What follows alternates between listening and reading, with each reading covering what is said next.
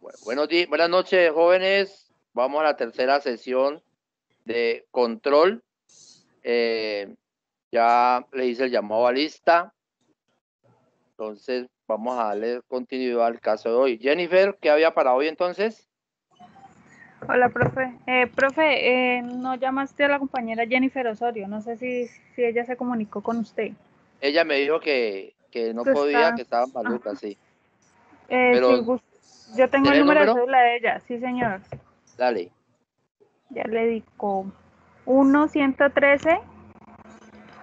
Sí. 668. Sí. 319.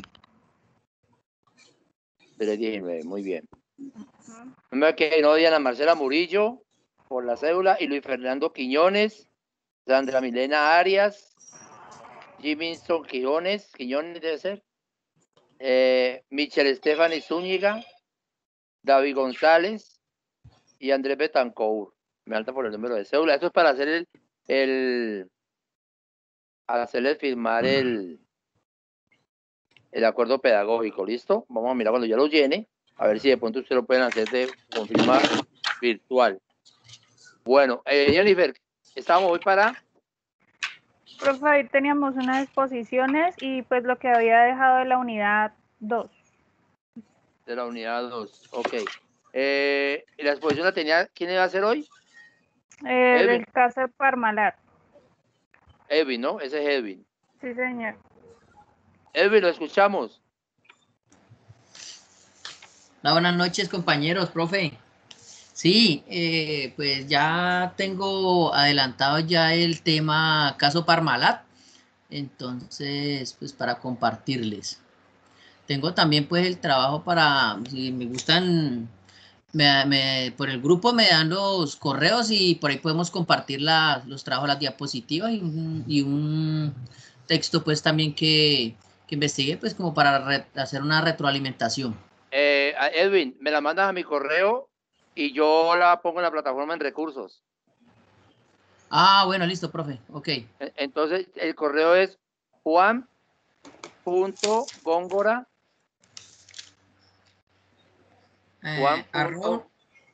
juan.góngora@uniremington.edu.co. Listo, profe, yo ya lo tengo copiado. Bueno, necesitas que te comparta pantalla, me imagino, ¿no? Que te autorice. Sí, pues tengo unas diapositivas aquí. Perfecto, espérate un momentico. ¿Cómo se hace esta?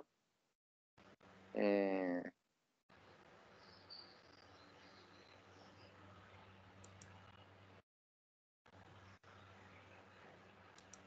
no puede compartir usted mismo? Intente a ver. Ahí lo ven. No sé. Sí, ahí ya se ve. Sí, señor. ¿Sí? A ver. ¿Puedo ponerle más grande, más largo, más grande, porfa? No me da, profe. En la diapositiva donde está el cosito para ponerlo grande. Muy biencito, arriba en la esquina donde está la X, enseguida maximizar.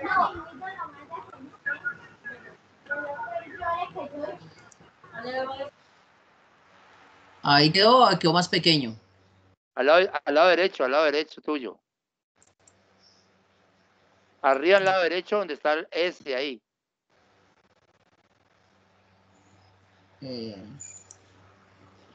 Ahí quedó bien. Espérate. ¿Sí se ve ahí? No. ¿No se ve nada? Ahí se ve. Edwin, en la parte inferior donde dice comentarios, cuentas 1, 2, 3, 4 iconos, presentación, y ella te queda toda la pantalla. Es como una copita, Edwin. Espérate. Presentación.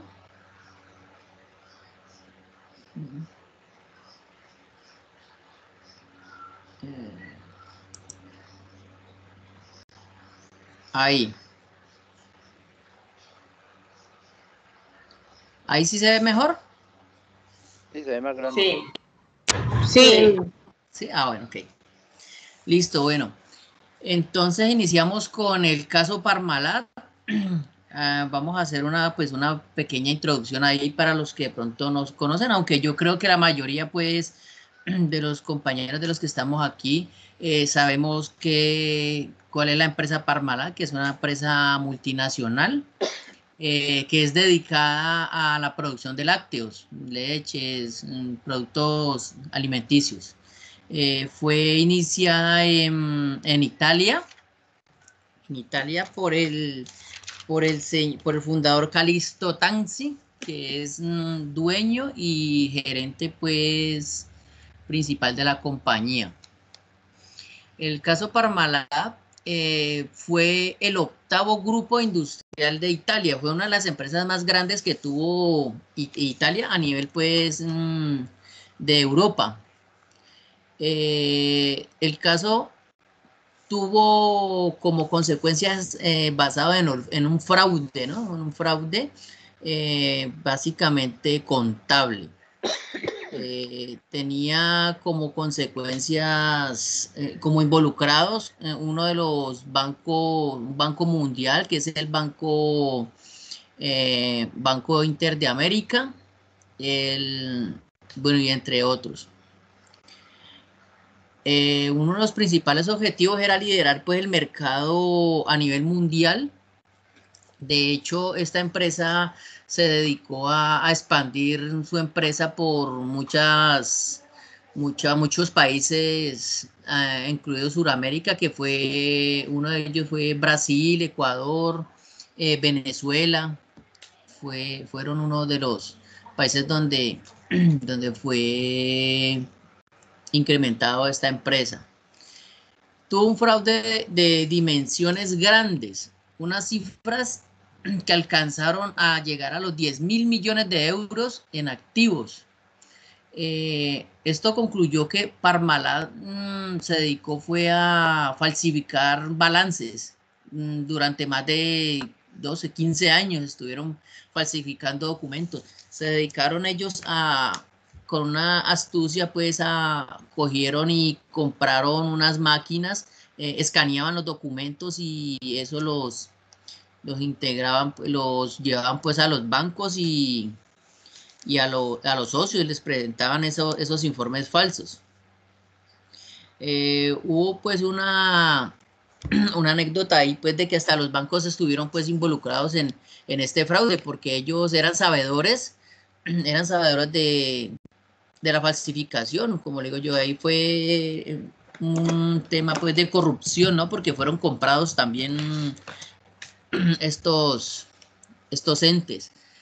Firmas auditoras como Deloitte, y que eran las que le rendían pues la documentación y firmaban pues de que todo lo que estaba allí era veraz.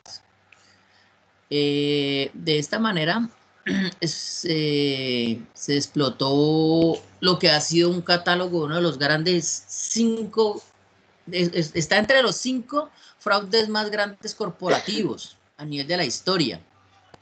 Este caso Parmalat tuvo unos efectos, ¿no? Efectos que fueron la cotización de acciones suspendidas en la Bolsa de Valores de Italia. La deuda real de Parmalat podría llegar a los 16.000 millones de dólares. Un valor de las acciones, los valores de las acciones pasaron de 2.37 euros a 0.11 euros por acción. A finales del 2005, 7 ejecutivos de la empresa fueron arrestados. Entre ellos, pues, el principal responsable, que era Calixto Tanzi, que era el presidente y dueño de la compañía. En su ente, pues, el señor Fausto Tona, que era el director financiero. Este señor era prácticamente el cerebro, pues, de este cartel, pues, llamándolo así, de esta forma. ¿Cómo se originó la crisis? En realidad había en Parmalat, en su sede social, Parma, una central de falsificación de documentos contables, financieros y bancarios. se falsificaban movimientos de fondos y documentos respaldatorios por millones de euros. Tanto representaban en créditos falsos como negocios falsos. Esto también pues concluyó que a los accionistas este grupo de socios, entre ellos eran auditores, porque la mayoría eran auditores y contadores los que manejaban pues la parte administrativa de la empresa, dándoles en la cabeza a los socios pues con cifras mentirosas. Dice, aquí les comparto en qué consistió el modus operandi del caso Parmalat. Era el tomar el dinero de los ahorradores en los mercados de valores a través de una emisión de obligaciones negociables. Se apelaba a las buenas calificaciones financieras de la empresa, que en realidad eran una mentira. Como éticamente pues tuvieron un abuso de confianza con los inversores, con accionistas todo el tiempo. A todo el tiempo los estuvieron engañando. Este señor pues Calixto Tanzi se tomaba atribuciones de esos dineros de la empresa y se los delegaba a otras sociedades particulares pues de Parmalat. Caso empresas la hija tenía una empresa una empresa, se me escapa, disculpan, se me escapó pues porque no era mucha información. Y el hijo que tenía era accionista y prácticamente dueño del equipo Parma de Italia, los que han escuchado pues, que es donde jugó el Tino Asprilla.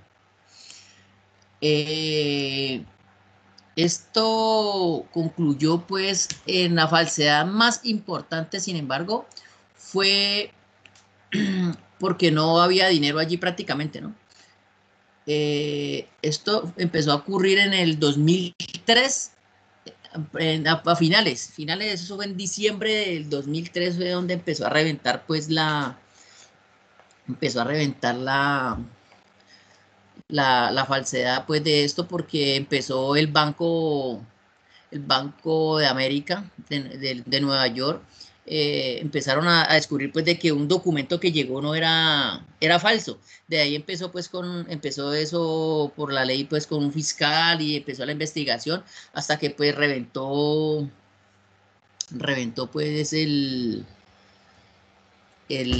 caso, todo el fraude pues que había, y empezaron pues las investigaciones.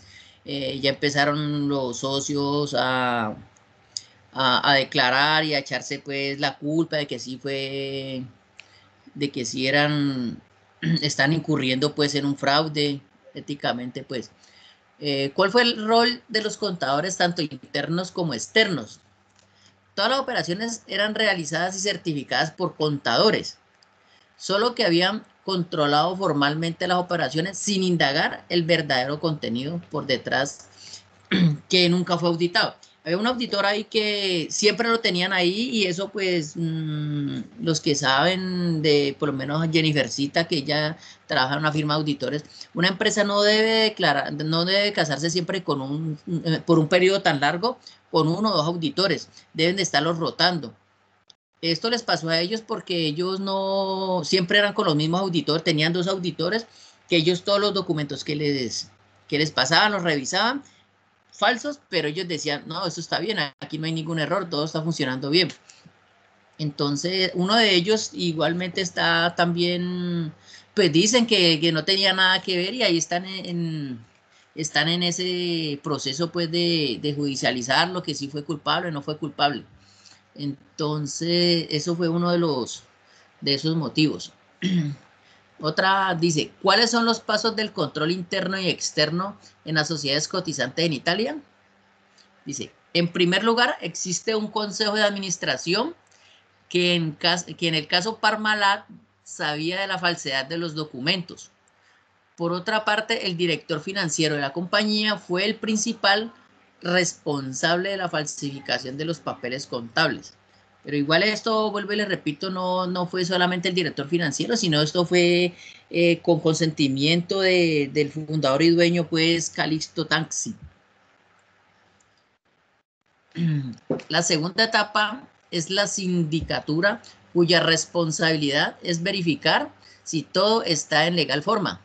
En este segundo caso, sus miembros están involucrados, aunque no se sabe si por qué conocían del asunto o solamente fue una negligencia por falta de vigilancia. Esto pues, de lo que he investigado también y he leído bastante de esto, no solamente fue negligencia, porque ellos sí sabían del fraude, la mayoría, inclusive los del banco de Nueva York, ellos sabían del fraude, pues ellos también eran lucrados de esos dineros, pues, por debajo. ¿Qué pasó con los órganos de control de los contadores y auditores? Poco y nada. La Asociación de Contadores dijo que no tenía la posibilidad de averiguar el contenido material de los hechos denunciados. Creo que es una línea estratégica de defensa, pero siempre es la verdad. El problema es que estas actitudes ponen en crisis el sistema de garantías para los inversores. O sea, ya uno como inversionista, ya que un contador o que un auditor no le dé explícita pues o veracidad de que el negocio es confiable o no es confiable, entonces eso dedujo pues mucho flujo de los aportantes, de los accionistas. ¿Cuáles son las lecciones de este escándalo? Se necesita un mayor control del mercado, del ahorro y una tutela eficaz de la riqueza privada. Este es el problema y el verdadero debate político en la Italia de hoy en día. También son necesarios mayores poderes de control para la autoridad de vigilancia de las sociedades cotizantes, porque hay que evitar en el futuro que las sociedades más conocidas tengan menos controles por ello. Bueno, hasta ahí fue una parte de la investigación.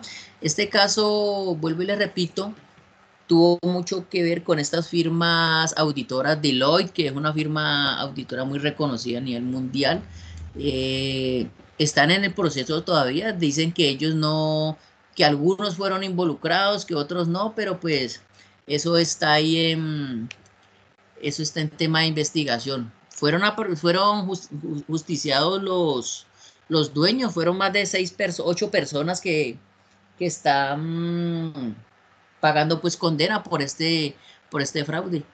Éticamente, fueron muchas las conclusiones ahí que se pueden sacar, ¿no? Más que todo con el control de los auditores, no sé, ya ustedes me dirán si necesitamos alguna pregunta o necesitan que les dé otra. Tengo otro documento por acá. Edwin, hazme un favor, devolvete unas 3 láminas hacia atrás, porfa. ¿Está? Devolvete. Hacia atrás. ¿Es más? Espérate un momentico. Es que necesito dejar. Ahí está bien, espérate, ahí está bien. ¿Cuánto va la evidencia?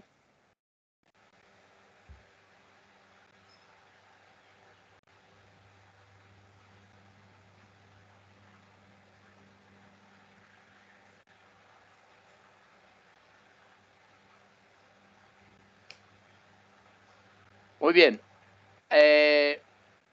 Excelente, Edwin, la exposición, muy bien.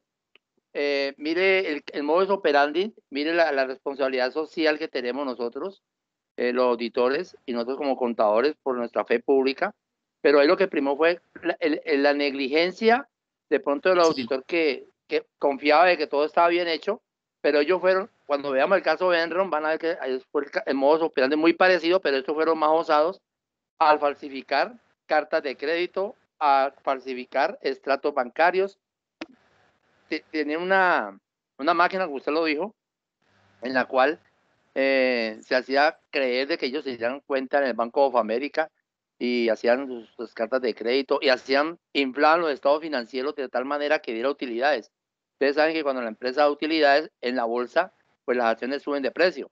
Entonces, fue un escándalo mayor y más cuando estuvo Faustino Asprilla en el equipo del Parma pues imagínate, todo ese dinero era de esa parte, ¿no? Eso Sí, no contaste fue la historia, cómo empezó el señor. Bueno, la historia. Este señor empezó muy joven en un estado de Italia. Él era en una granja, él empezó en una granja, empezó produciendo leche, ¿no? Era vendedor de leche, empezó a emprender, empezó a buscar, a ir creciendo, se empezó a tener como la visión de que esa empresa tenía que ir creciendo. Poco a poco él fue surgiendo, se convirtió en una de las empresas productoras de lácteos más grande de Europa.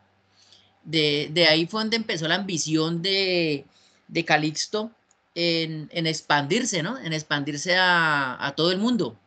Entonces, esa fue también una de del meollo, pues, que tuvo él, esa ambición, lo tiró a eso, también a empezar a hacer ese fraude, porque él quiso fue tomar el control prácticamente mundial, porque Parmalat es una empresa multinacional, está regada en muchos países del mundo. Y aún todavía hay el producto, ¿no? Pero eso está como confiscado.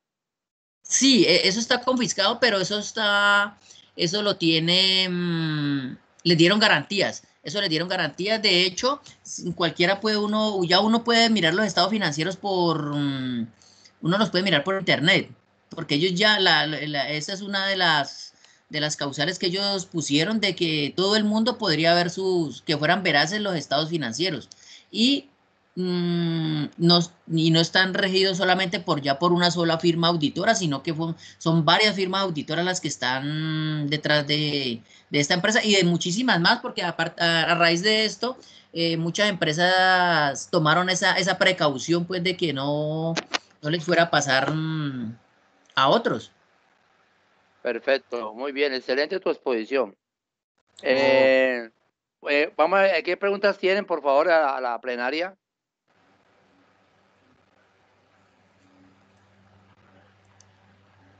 Pregunta. Hola, profesor. Hola, Edwin, ¿cómo estás? Bien, ¿y vos? Bien. Aquí lo que resalto más es algo parecido de una película sobre el lobo de Wall Street, ¿no? Creo que más de uno se la ha visto. O sea, sí, ahí tiene que ver los bancos y lo más inaudito de todo esto es que se cayeron fue por ciertos papeles, pero a ellos lo respaldaban los bancos, lo mismo que le pasó al man de Wall Street. El man nunca le rebotó un cheque. Ellos siempre tenían plata. Ya se cayeron fue por papeles y porque ya miraron y todo este cuento. Y así hay muchas empresas que hacen eso. Hay auditores. El mismo profesor Góngora hace unos semestres atrás decía, y el comité de contadores pueden quitarle la tarjeta profesional a uno de por vida, y que los hay, torcidos los hay. A ver, Aníbal, le cuento, el lobo de Wall Street, pues mira que esa película se las puse a ver a una materia que se llama corporativas, porque se ve cómo se maneja la bolsa de valores y cómo ese señor tan inteligente que era, de cierto que lo único maluco de la película es que es muy vicioso, prostituto, bueno, etcétera. Exacto, es que él se cayó por ese lado.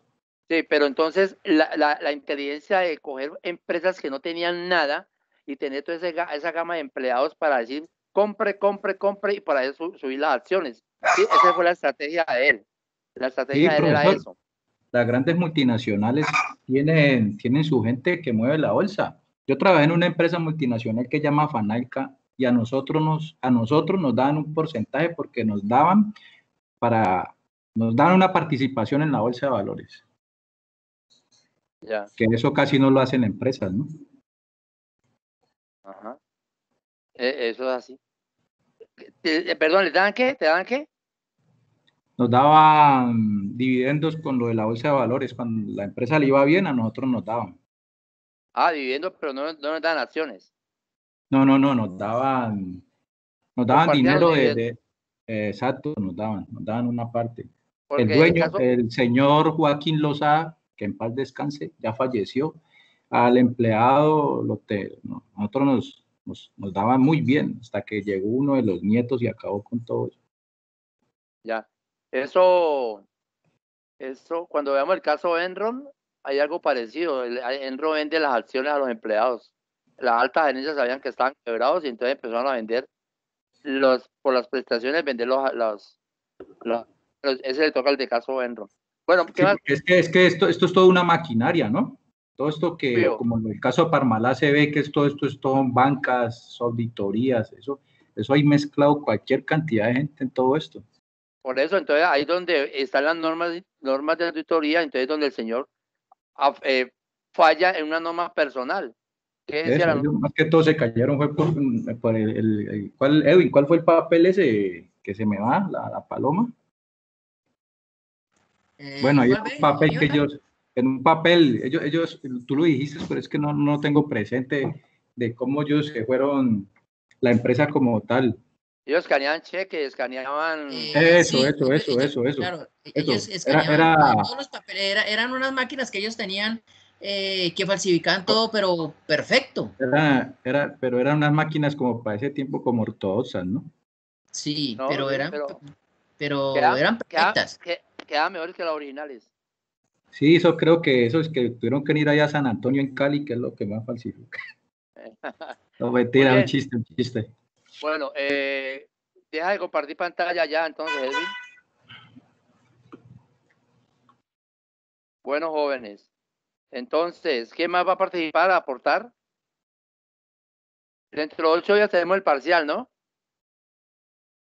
Entonces, vamos ahora. Jennifer Murillo, ¿quieres hablar? No, profe, que ahí se ve la estrategia financiera, bueno, para mal, ¿no? Pero la estrategia financiera que se manejó en ese caso, o sea, el tipo, la cabeza fue muy audaz en lo que hizo. Y un aporte es que el 23 de diciembre salió en el periódico salió una noticia que dice: el gobierno salva Parmalat. El gobierno de Berlusconi aprueba el decreto de ley para salvar la sociedad y solicita a la Comisión Europea que reconozca el estado de crisis en el sector lácteo italiano para que se deroguen las limitaciones existentes a las ayudas estatales a los ganaderos. Y lo hizo con el propósito de salvaguardar lo que eran los empleados, porque pues como en crisis, entonces los más afectados iban a ser los empleados. Entonces ahí intervino el gobierno. Muy bien, ¿quién más? Acuérdense que estoy calificando la plenaria. El que no participa se queda un huequito ahí. Dígame, nombre. Italia a raíz de eso. Nombre. Stephanie, hay varias. Dale, Stephanie, dale. Sí. Profe, Italia a partir de eso tuvo que cambiar el modelo de leyes para todo lo referente al tema en eso. En lo que estuve leyendo.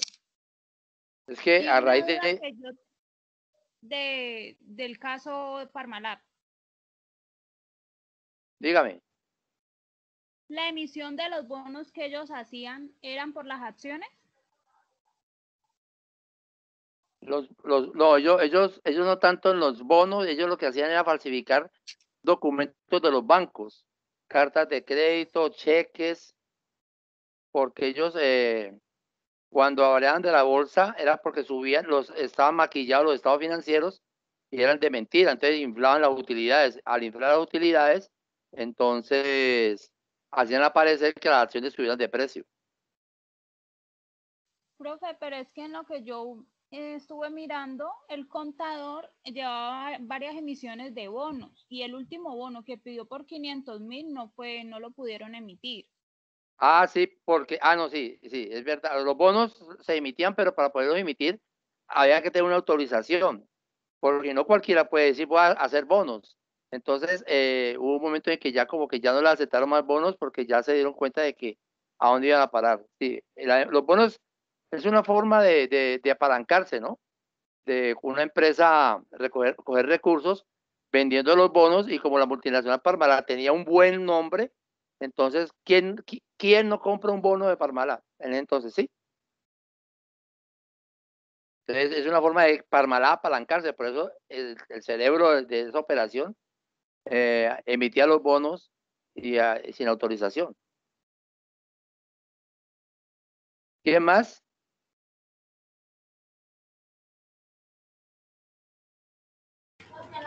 Profe, por acá me encontré algo. Dale. A ver, dice las lecciones del escándalo Parmalat. Lo que nos deja esto pues como enseñanza es que se necesita un mayor control sobre el mercado del ahorro y una tutela eficaz de la riqueza privada. Este es el problema y el verdadero debate político en la Italia de hoy en día.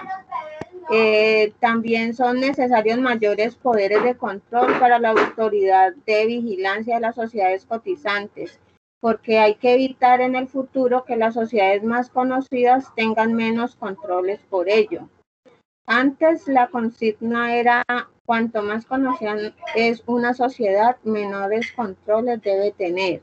Eso se debe cambiar definitivamente.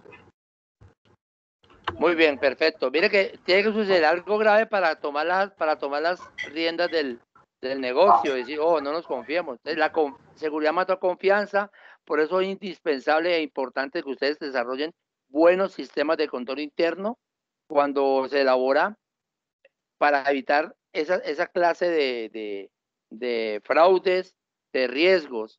Más adelante vamos a ver una matriz de hallazgos, control. Entonces, ahí donde radica la importancia de un buen sistema de control interno y no ser negligentes, no fallar en una norma personal que es ser acucioso y ser diligente en el trabajo, no relajarse. Muy bien. Vamos entonces. Dígame. Nombre. Gané. Arboleda. Dale. Ve, profe, yo me encontré algo que dice, el fraude contable,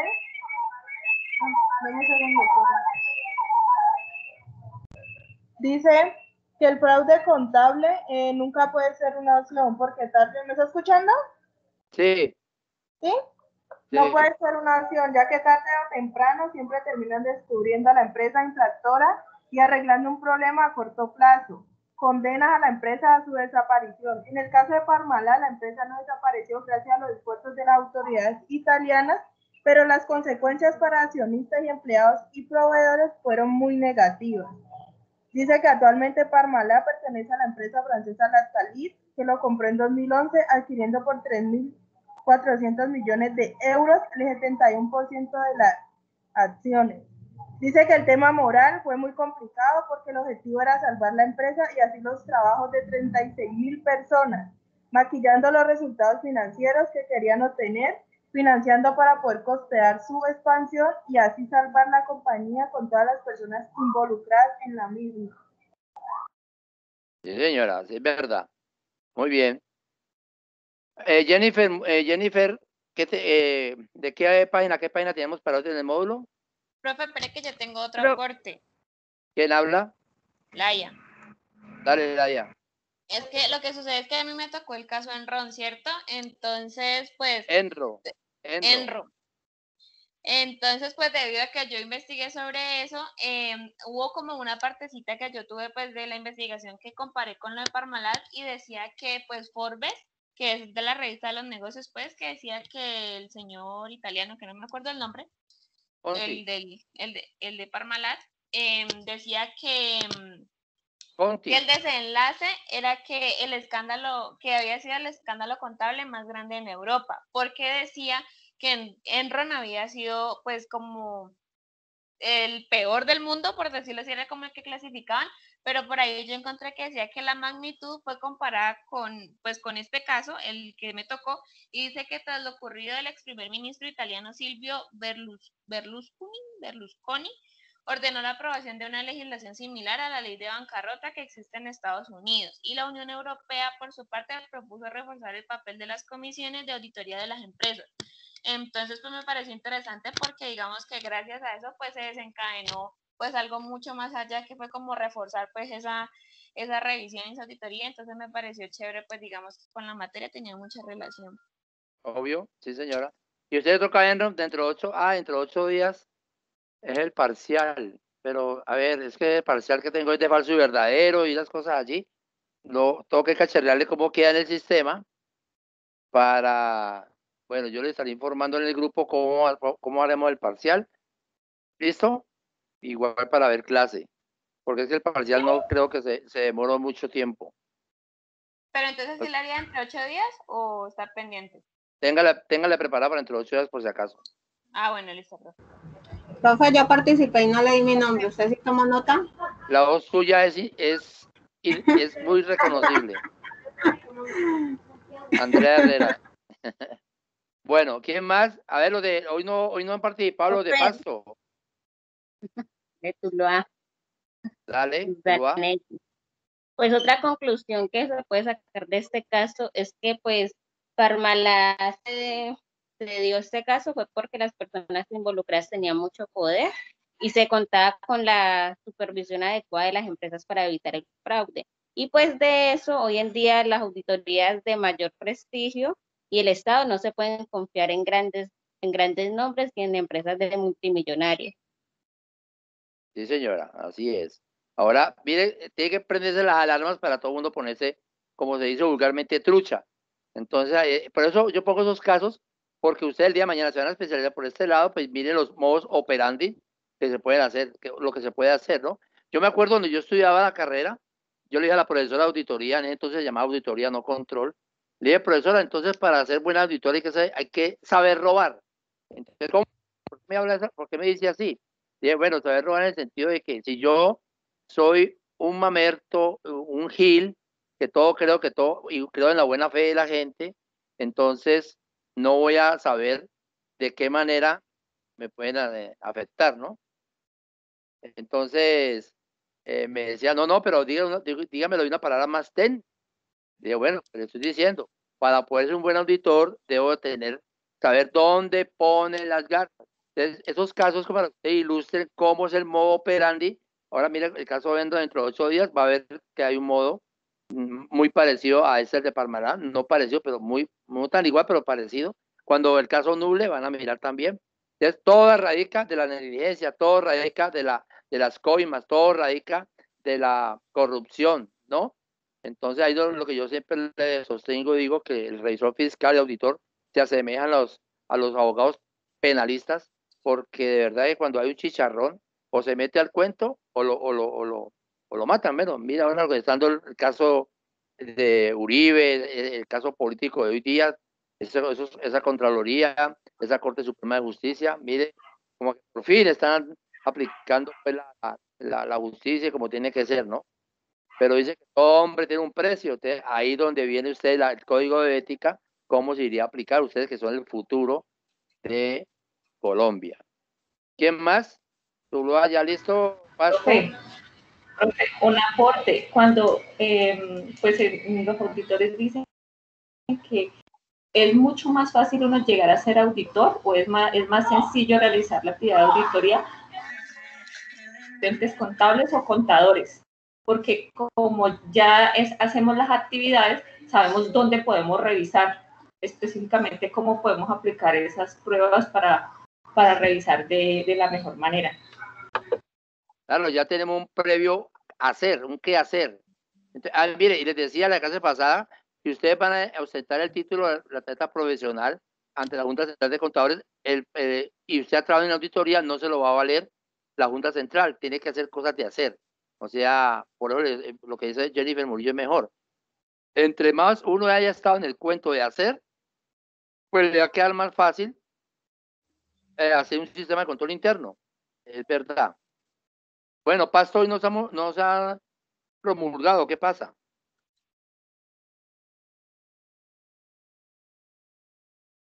Hoy no se conectaron los de Pasto. Cali. Dale, hacer el micrófono.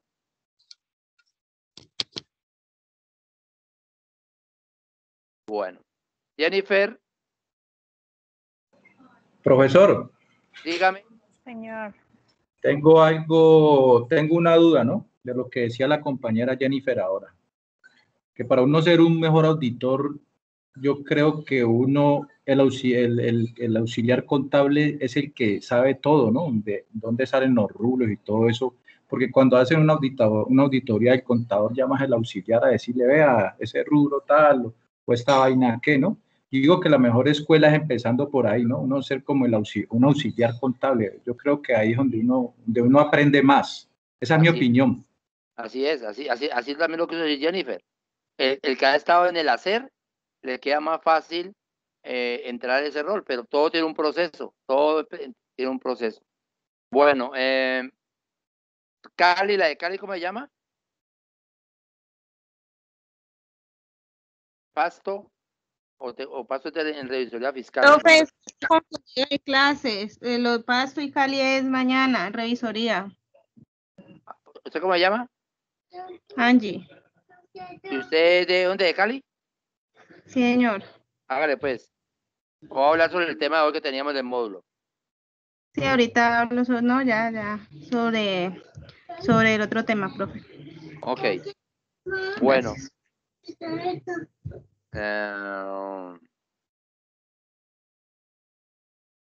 Bueno, espera un momentico, yo voy a buscar. Bueno, antes de entrar al tema del módulo, yo voy a compartir unas diapositivas para que vamos adelantando el tema. Para dentro de 8 días es el parcial. Yo miro cómo se hace el parcial, a ver si es un parcial corto. Eso lo voy a preparar y de acuerdo a cómo lo prepare, miraré qué haré con la disposición del ADIA. En el grupo yo le informo.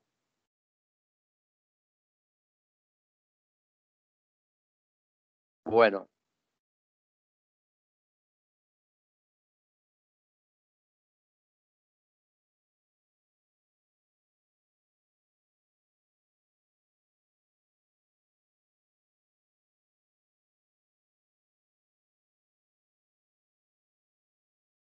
¿Ya ven la pantalla? Sí, profe. Sí, profe.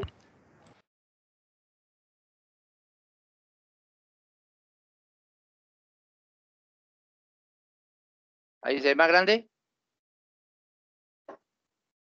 ¿O igual? Está igual. Está igual, profe. Bueno, prontico. Dejémoslo así entonces. Programa de auditoría. Entonces, mire, toda labor de auditoría e investigación debe ser controlada por medio de la utilización de programas de trabajo. En un programa de auditoría que se hace, plan que se hace por adelantado al trabajo y están basados en objetivos aprobados y en la información disponible sobre actividades, operaciones y procedimientos de la entidad. Resultado de la planificación adecuada. Presenta etapa por etapa los procedimientos detallados del auditor. Describe con minuciosidad la forma de aplicar los procedimientos y técnicas de auditoría. Hay unas clases a la medida, de acuerdo al tipo de empresa o un estándar o prefabricado. Cuando yo hablo de un estándar o prefabricado, en un programa de auditoría es una serie de preguntas que se tiene para hacerle a los auditados. Ventajas del programa de auditoría. Proporciona un plan sistemático de cada fase de trabajo. Permite fijar las responsabilidades por cada procedimiento de auditoría. Establece una rutina de trabajo económica y eficiente. Hace hincapié en los procedimientos esenciales para el examen. Evita omisiones. Facilita la revisión del trabajo.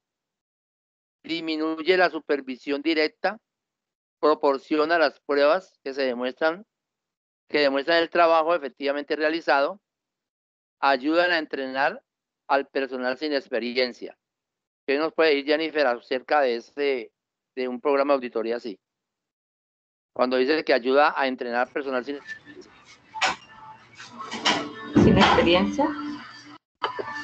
Pues porque es una estructura, profe, es una estructura que nos sirve como de guía para para hacer la auditoría. Como usted dice, él viene con unas preguntas para que cuando el auditor vaya a realizar la auditoría empiece a realizarlas, a tomar las evidencias y con esas evidencias poder hacer los hallazgos o las recomendaciones respectivas. La estructura pues tiene los objetivos, la descripción, el alcance, tiene el hecho, el tiempo. Ajá. Eso es básicamente. Entonces, miren, muchachos, cuando usted tiene un programa de auditoría, entonces ahí da paso a las pruebas de auditoría. Entonces, para que tomen nota, yo creo que, bueno, estas diapositivas ahora se las subo en recursos. Miren las pruebas de cumplimiento. Hay pruebas sustantivas, pruebas de doble propósito, selectivas y de recorrido. ¿Cuáles son las pruebas de cumplimiento? Dice, analiza el sistema de control interno, analiza el control interno administrativo de la empresa con el fin de determinar si llevaron a cabo los procedimientos necesarios. Revisar cupos, topes, políticas. Esas son pruebas de cumplimiento y tienen que ver mucho con la parte administrativa. Pruebas sustantivas. Analiza el control interno contable de la empresa con el fin de determinar razonabilidad de las cifras presentadas en los estados financieros. Contabilidad, ingresos, costos y gastos. Entonces, las de cumplimiento tienen que ver con las políticas, con revisar cupos, topes, etcétera. Las sustantivas ya van a los números, a analizar el control interno contable de la empresa con el fin de determinar la razonabilidad de las cifras presentadas en los estados financieros. Siempre esa palabra, razonabilidad, razonable. Nunca le van a decir a usted exacto. Es una razonabilidad. Pruebas de doble propósito. Es la combinación de las dos pruebas anteriores. Ejemplo, si analiza el procedimiento de compras y se verifica su registro contable. ¿Cuál es el procedimiento de compras? En la prueba de cumplimiento se está cumpliendo con hacer más de 3 cotizaciones, por ejemplo.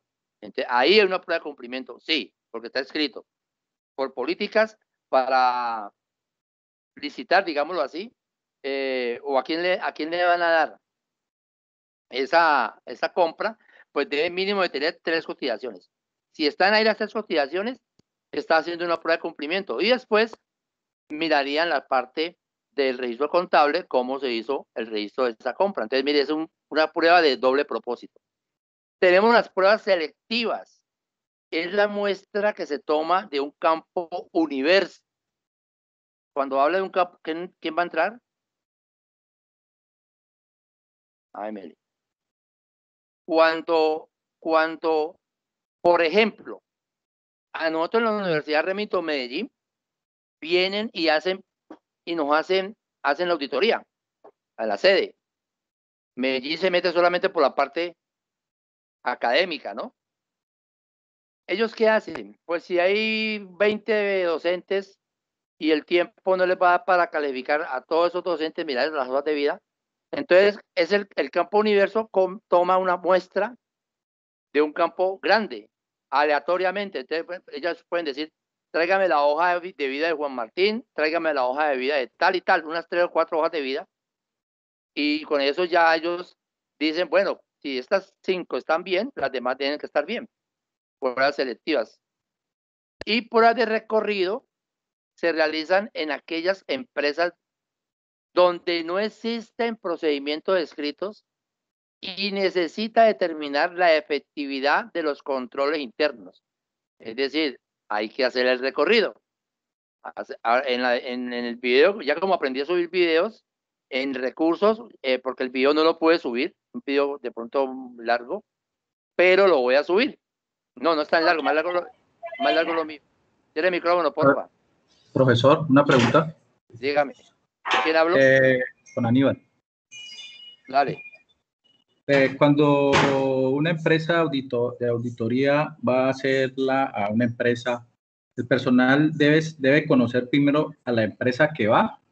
Segundo, las preguntas que uno hace, ¿esas son preguntas estandarizadas o uno coge aleatoriamente? Sí, eso. Y si, por ejemplo, si una empresa tiene una zona aduanera, ¿cómo hacen cómo hacen la auditoría? Gracias. Bueno, Jennifer, hace 8 días aportó de que cuando se sale una auditoría hay que conocer la empresa, hacer como un estudio, ¿no, Jennifer? Jennifer se fue. Sí. Dale. ¿Entendió Sí. la pregunta de Aníbal? Hay que hacer un requisito previo. Sí, el tipo de la organización,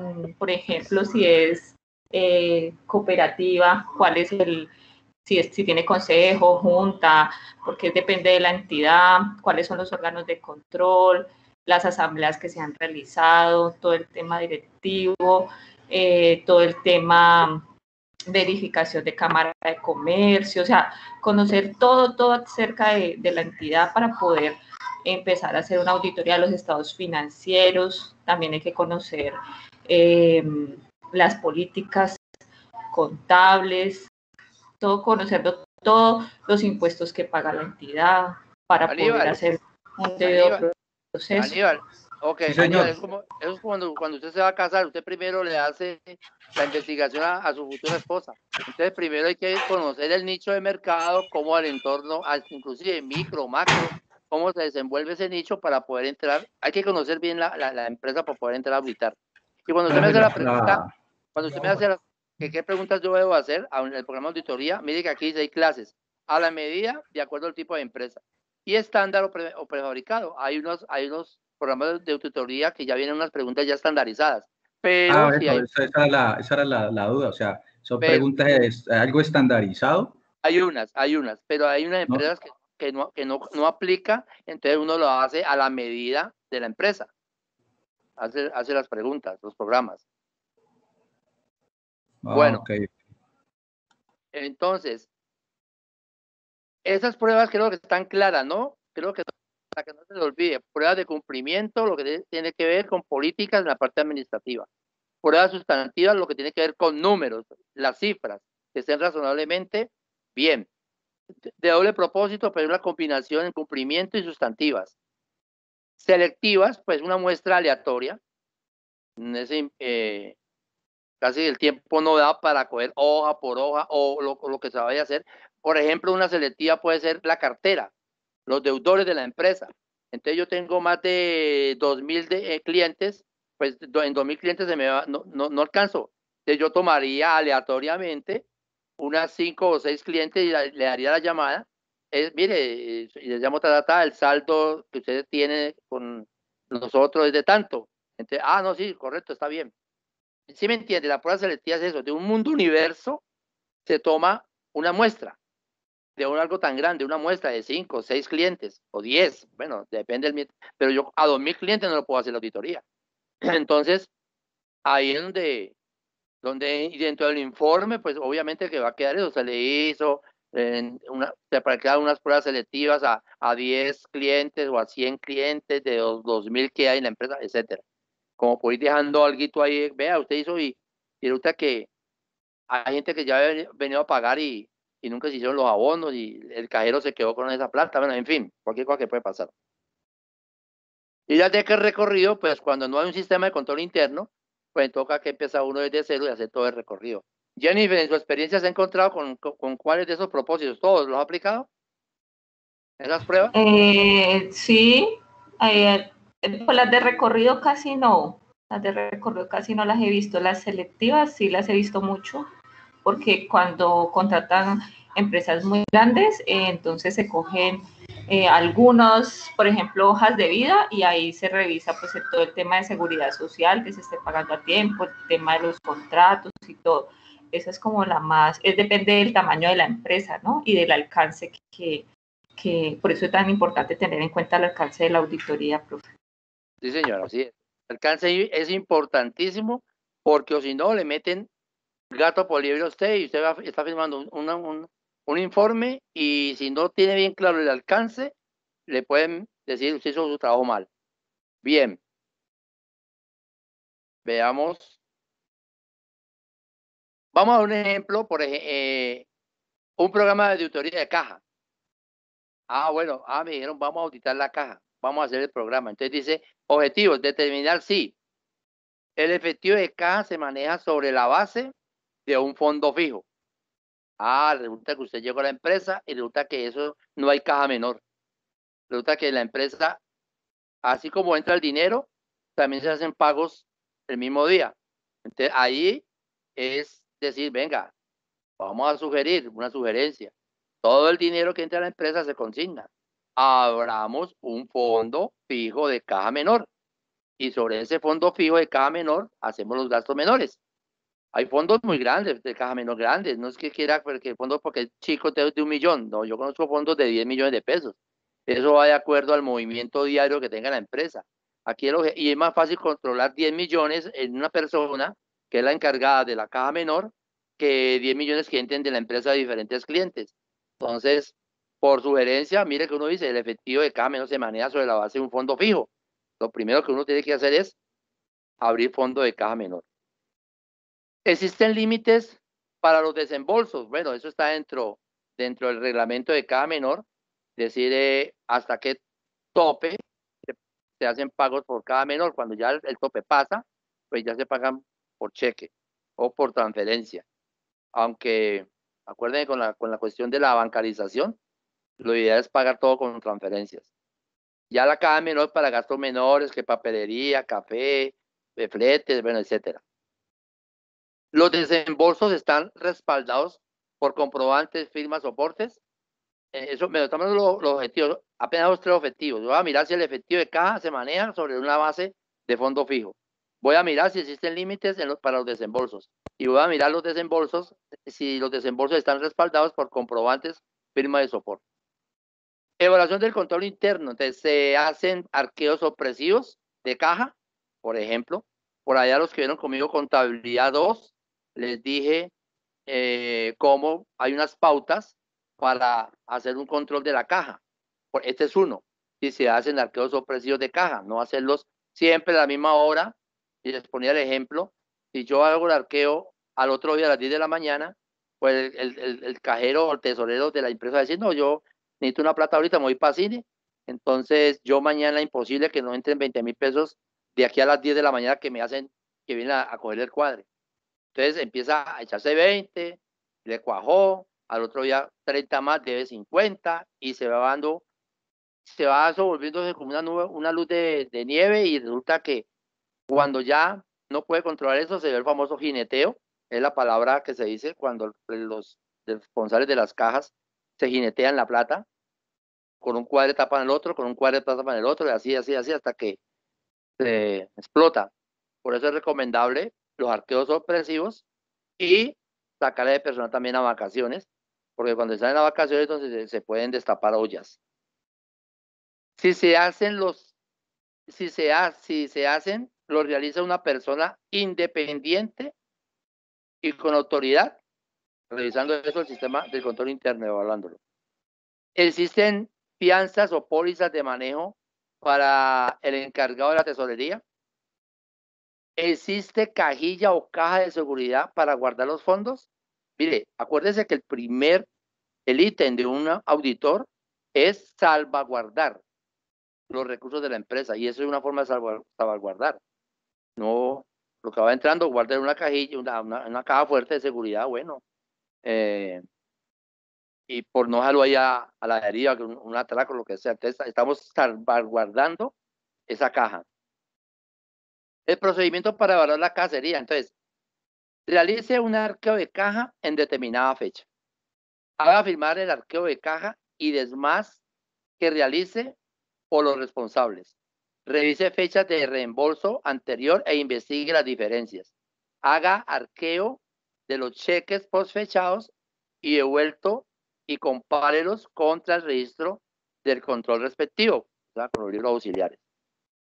Ahí tenemos pues, creo que ese programa de auditoría de caja está completo, ¿no, Jennifer? Sí, señor. Bueno, entonces Para que tengan la idea de cómo se hace un programa de auditoría. Bien. Después llegan los informes de auditoría. La principal función del auditor y la mayor responsabilidad es la expresión de una opinión profesional sobre los estados financieros examinados. Entonces, el control interno dice, este informe se puede presentar por plantas, sucursales, agencias, divisiones, departamentos, áreas del balance, efectivo, cuentas por cobrar, inventarios, se puede particionar eso.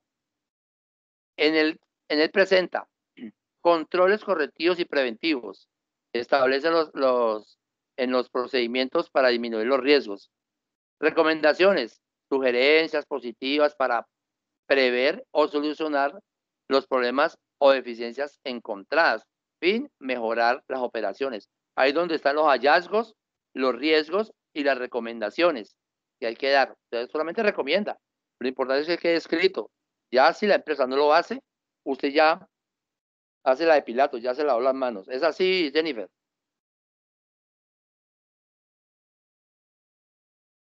Profe, sí, profe. Por ahí tengo un modelito. En estos días se los comparto por el WhatsApp para que lo tengan. O me lo manda al correo al correo que yo lo pongo en recursos. Bueno, lo que resulta de una evaluación de control interno, cuando se analizan los procedimientos, pueden ser excepciones y deficiencias del control interno. Pueden haber cosas que de pronto no son tan necesarias, como pueden haber otras que sí son necesarias. O sí, también lo puede mandar al WhatsApp, que yo ahí también me lo reenvío, listo, no hay problema, donde le quede más fácil. Criterios para elaborar una recomendación. Dice que, mire la pirámide, tenemos la junta directiva, gerencia general, tenemos la gerencia media y abajo tenemos los supervisores. Entonces nombra la deficiencia o debilidad y luego la recomendación. Nombra la recomendación y luego la debilidad.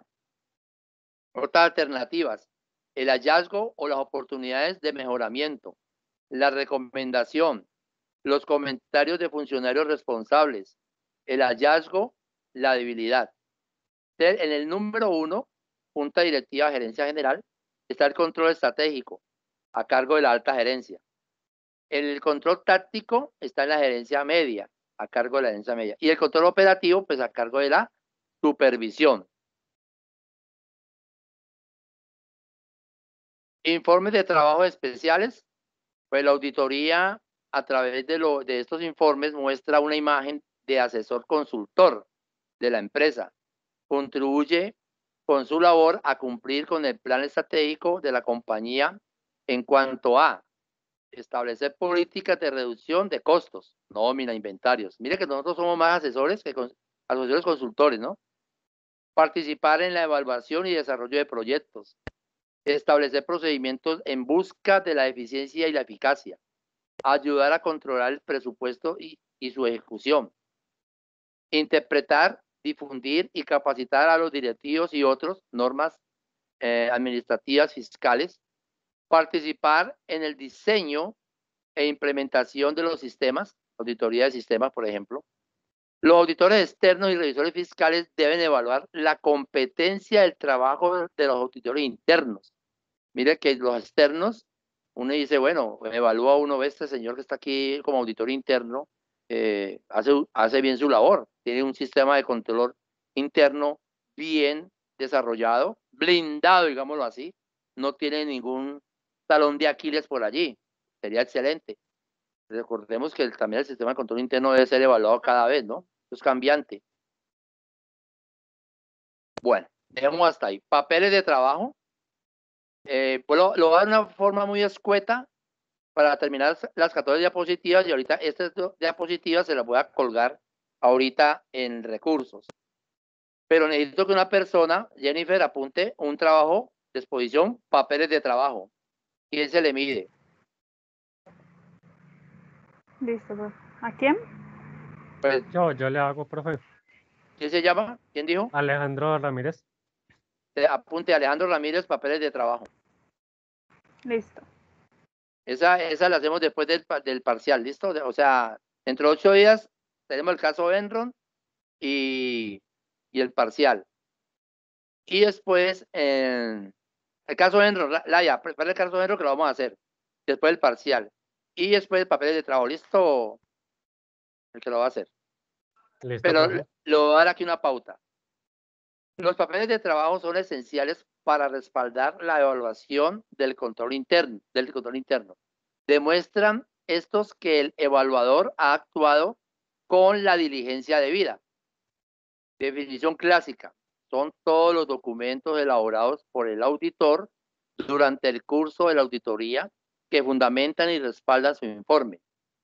Es el conjunto de cédulas y documentos en los cuales el auditor registra los datos y la información obtenidos, así como los resultados de las pruebas realizadas durante su examen. Propósito: registrar labores, registrar resultados, respaldar informe, indicar grado de confianza, sistema de control interno. Y algo muy importante, esos papeles de trabajo son de uno, son del auditor. Me dice Jennifer, ¿sí o no? Sí, profe. Lo único que se entrega es el informe. El informe porque los papeles de trabajo son el soporte de su labor, de sus actividades realizadas.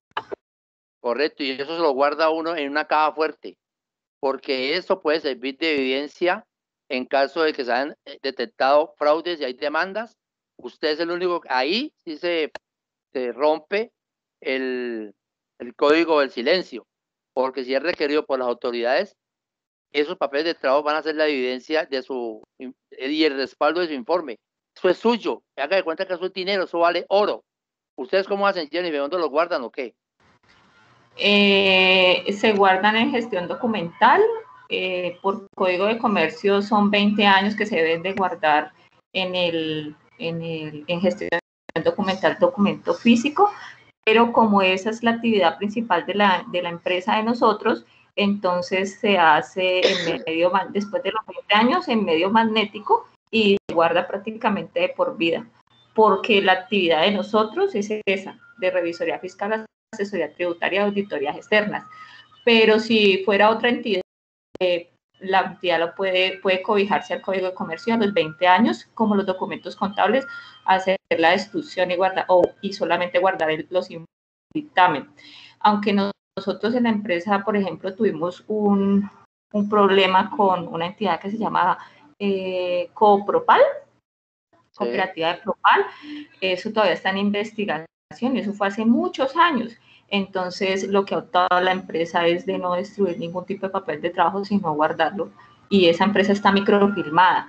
Es más el proceso para revisar esa microfilmación, pero tenemos que tenerlos ahí porque el juzgado cada rato manda a solicitar evidencia de esos papeles de trabajo, de los informes, de los dictámenes y todo. Entonces, lo que uno sí puede hacer es dar una copia, ¿verdad? Sí, sí, señor. Pues en el caso de nosotros, lo custodia Sencoa porque es la empresa de Sencoa, en el caso de Sencoa. Pero si, por ejemplo, fuera yo un auditor externo, por ejemplo, en el caso de Colgate, que es lo más reciente que se está trabajando, los papeles de trabajo quedan en Sencoa, los salvaguarda Sencoa, no el auditor, porque ellos van bajo la representación de Sencoa. Sí, pero uno puede hasta de pronto dar una copia así, pero las originales, eso es un tesoro para un auditor. Es el tesoro máximo que puede tener un auditor, esos papeles de trabajo, ¿verdad? Sí, sí, sí. Muy bien. Sí, porque en cualquier caso lo respalda uno. Obviamente. Clases de papeles de trabajo, así que si usted va a ser auditor, tenga un archivador con sus diferentes empresas a las cuales va a hacer su auditoría. Cuando sea revisor fiscal, uno puede ser revisor fiscal solamente de 5 entidades, ¿no? Hasta 5 entidades, pero ya como auditor usted puede tener varias. Entonces, hacer un buen archivo y ser juicioso en esos papeles de trabajo, porque prácticamente ahí se evidencia su trabajo. Bueno, clases de papeles de trabajo generales: borrador del informe, programa de auditoría, evaluación del control interno, asientos de ajustes y reclasificaciones, resultados de entrevistas. Específicos: cédulas, análisis de cuentas, confirmaciones, análisis de operaciones, entrevistas. Preparación de los papeles de trabajo deben ser preparados incluyendo los datos necesarios, incluir datos que sustenten los puntos del informe, deben contener un enunciado conciso del trabajo ejecutado y deben ser debidamente marcados. Y aquí tenemos los archivos del archivo permanente y el archivo corriente, o le llaman legajo, ¿no? Legajo permanente o legajo corriente. Este archivo debe contener la información de interés necesaria y que se utiliza en las diferentes evaluaciones del control interno y debe servir de información básica al planificar futuras evaluaciones. El archivo corriente, este archivo conforma básicamente con los papeles de trabajo que muestran la evidencia obtenida durante la evaluación del control interno. Contiene el registro de los procedimientos realizados, las pruebas reunidas. Cuando hablo de las pruebas, también las pruebas sustantivas, selectivas, las de recorrido, pero etcétera, las que hayan aplicado. Los comprobantes, conclusiones y recomendaciones. El archivo consiste en la identificación y el ordenamiento lógico de los documentos necesarios para el estudio previo a la preparación de la evaluación y de los documentos resultantes de la ejecución de la misma. Cuando usted, ¿quién es el que va a hacer el papel de trabajo? ¿La exposición? Yo, profe. Usted se va a encontrar con diferentes marcas, ¿no? ¿Cómo lo hacen allá, Jennifer? ¿Ustedes tienen qué marcas utilizan? Pues allá los papeles de trabajo, cada uno tiene como un formato, una guía, porque pues eso ya está todo estructurado, ¿no? Desde el área de la unidad técnica ellos estructuran cuáles son los tipos de papeles de trabajo y qué papeles de trabajo se deben de utilizar para cada prueba que se va a realizar. Entonces, y como eso está también por procedimiento de calidad, entonces eso le designan un código y se van ordenando de acuerdo al alcance que se... Pues ellos ahí le dan a uno prácticamente y así mismo se van organizando con su guía. Listo, entonces, ahorita que termine la clase, les voy a subir estas diapositivas para que las estudien y las repasen. Voy a buscar el módulo, espera un momentico, busco el módulo.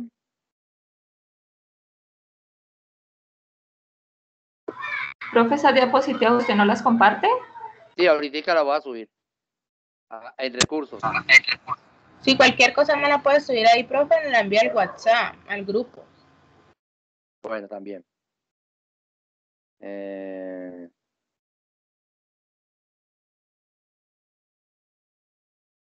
Estoy buscando el módulo para que Jennifer me diga de qué página y dejarlo el resto para después del parcial.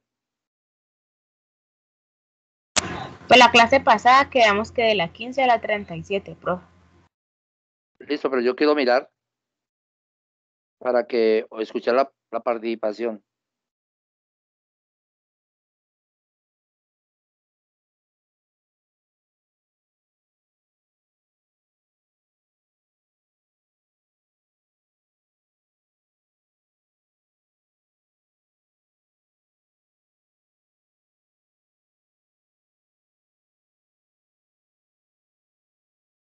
Bueno.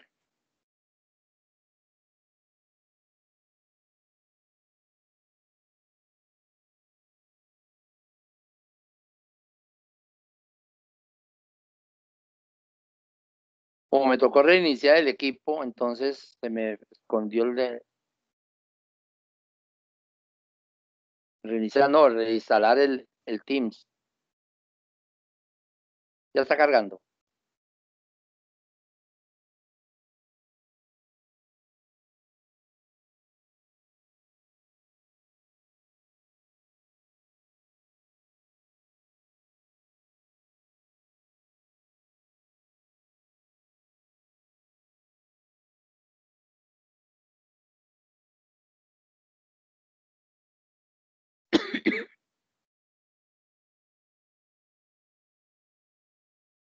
Bueno, va empezando a hablar. ¿Es que empieza a hablar?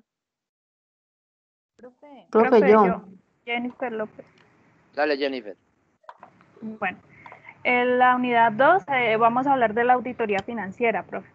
Entonces, la auditoría financiera consiste en un proceso cuyo resultado final es la emisión de un informe en el que el auditor da a conocer su opinión sobre la situación financiera de la empresa. Este proceso solo es posible llevarlo a cabo a través de un elemento llamado evidencia de auditoría, ya que el auditor hace su trabajo posterior a las operaciones de la empresa. La auditoría financiera es parte elemental del control que la empresa debe ejercer en su estructura y gestión financiera, puesto que de su buen desarrollo depende el éxito o fracaso de cualquier organización. La auditoría financiera permite encontrar posibles falencias y plasmarlas en un documento donde se relacionan los hallazgos encontrados y las posibles soluciones que puedan implementarse. También es una herramienta ideal para que la dirección de la empresa se apoye y pueda detectar falencias que desde adentro no se pueden identificar, pero que con la experiencia de un tercero pueden salir a relucir. Eso encontré sobre la auditoría financiera. ¿Quién más? Profe, ¿puedo hablar sobre los objetivos? Dame el nombre. Karen Hill. Karen Hill. No me completo porque están aquí. Karen Gisette. Sí. Dale. ¿Cuáles son los objetivos de la... Tiene como objetivo principal comunicar la razonabilidad de los estados financieros que elabora la parte administrativa de esta o una entidad determinada.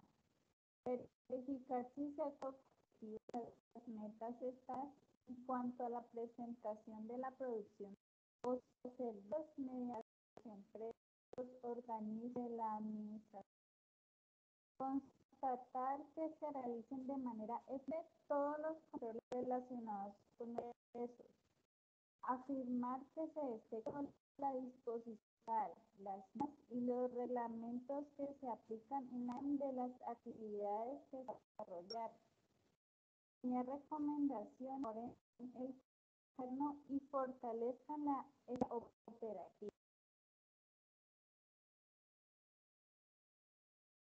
Bueno, a ver, me recuerda ahorita Jennifer, también antes de la página 15 íbamos a hacer la actividad el análisis de la ley 43 del 90, ¿no? Sí, profe, la página, el taller de aprendizaje. Correcto. Bueno, entonces, ¿quién sigue? Yo, profe. Profe, Valentina. ¿Cómo? Valentina Erazo. Dale, Valentina. También quería resaltar que la auditoría financiera, pues como su mayor propósito es emitir una opinión al respecto sobre la forma de cómo se han elaborado los estados financieros de una manera razonable y no siempre exacta. Si se han cumplido con los principios contables y financieros en su elaboración y están sujetos a la normatividad respectiva. Siempre busca asegurarse que la información financiera se presente de acuerdo a los criterios o estándares establecidos para ello y si corresponde a la realidad contable y económica de la empresa, es decir, en los tiempos que son y que todo esté registrado en el tiempo debido. Y recordar que los estados financieros y los informes financieros están basados en la contabilidad y esta debe reflejar fielmente la situación económica de la empresa. Bueno, a mí se me fue el audio, no sé si a los demás se me fue el audio. Cuando ya estaba hablando. Repítamelo, porfa. Bueno, profe, ya lo voy a repetir. ¿Sí me escucha bien? Sí, ahora sí. Bueno, que desde el principio. ¿Sí? Que la auditoría financiera tiene como fiel propósito emitir una opinión al respecto sobre la forma como se han elaborado los estados financieros de una manera muy razonable, si se han cumplido con los principios contables y financieros en su elaboración y que están sujetos a la normatividad respectiva. La auditoría financiera busca asegurarse que la información financiera se presente de acuerdo a los criterios y estándares establecidos para ello y si corresponde a la realidad económica de la empresa. Y recordar que los estados financieros y los informes financieros están basados en la contabilidad y esta debe reflejar fielmente la situación económica de la empresa. Ok, claro, perfecto, está bien. ¿Qué más? Yo, profe. Dale, nombre. Marta Villota. Dale, Marta. Yo investigué cómo planear una auditoría de información financiera y dice que se debe tener en cuenta la planeación que consta de 7 pasos, que es la investigación del cliente y evaluación del riesgo para el auditor, investigar antecedentes, selección y aceptación del cliente, saber si se sigue trabajando con los clientes que se tienen o se toman unos nuevos. Establecimiento de los términos del encargo, dejar claro que se hará a tiempos y costos, comprensión de la entidad y su entorno, lo que incluye el control interno, evaluar los riesgos inherentes, aceptables y el de control, su posible impacto en la labor, selección del personal, elegir quienes colaborarán en esta tarea, desarrollar el plan general de la auditoría para establecer claramente el trabajo a realizar. Y dice que la primera etapa de una auditoría de información financiera es la planeación, que traza el camino a seguir durante las etapas subsiguientes del proceso de auditoría externa y determina el alcance del encargo y las responsabilidades de las partes involucradas. La planeación de la auditoría de información financiera incluye varias actividades centrales y que pues varias de ellas son investigación del cliente y evaluación de riesgo para el auditor, selección y aceptación del cliente, establecimiento de los términos del encargo, comprensión de la entidad y su entorno, evaluar el riesgo inherente, el riesgo aceptable de auditoría y el riesgo de control, seleccionar el personal y desarrollar un plan general de auditoría. Eso es lo que yo investigué, profe. Muy bien. Marta Bellota. Sí, señor. Dale. No.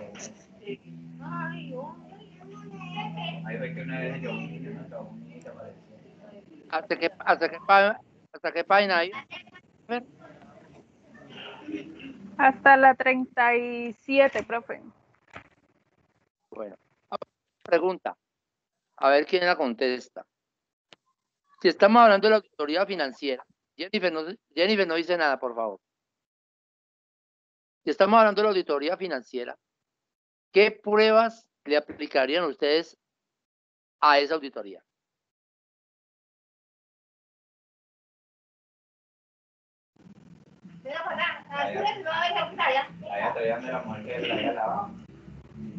Profe, pues las pruebas que se aplican en la auditoría financiera es primero que todo conocer en general la empresa, ¿sí? Y pues hacer un plan, un objetivo de trabajo, hacer un análisis y revisión de la organización. No, estoy hablando de pruebas. ¿Qué prueba? Profe, Espere, no todo al mismo tiempo. A ver, va a pedir la palabra ¿quién? Pues estaba hablando Angie García. Dale, Angie. ¿Qué prueba aplicarías?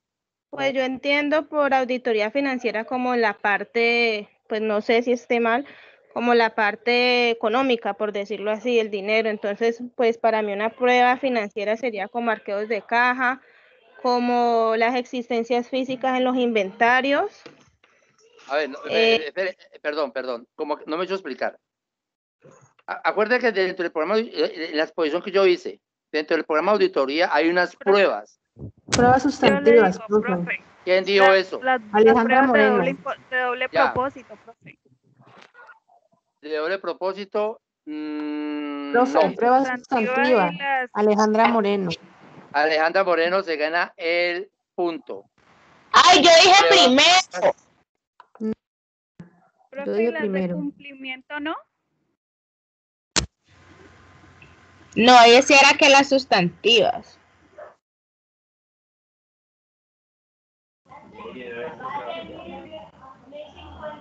Gina. Bueno, Gina, no haya participado, la salvó esa respuesta, ¿no? Sí. ¿Quién fue el que dijo que ya había dicho? Yo, Emily. ¿Quién? ¿Emily? Sí, ella decía que las sustantivas ¿Por qué sustantiva, Emily? hay que determinar la rentabilidad, como la contabilidad en los ingresos, costos y gastos de la empresa. ¿Pero por qué sustantiva? ¿Qué vas a mirar con la prueba sustantiva? Pues que el auditor podrá tener como evidencia de los procedimientos a llevar, como las observaciones que le hace a la empresa, las confirmaciones, los saldos, la formación de los estados financieros de la organización, la parte del muestreo, de los procedimientos. No, si se me da el procedimiento, eso ya es prueba de la razonabilidad, profe. Por eso, sustantiva es lo que tiene que ver con los saldos, con los números, con los resultados. ¿Ya? Ahí habla de los ingresos y de los costos. Sí, correcto, ya. Está muy bien. Sigamos. ¿Quién va a seguir participando?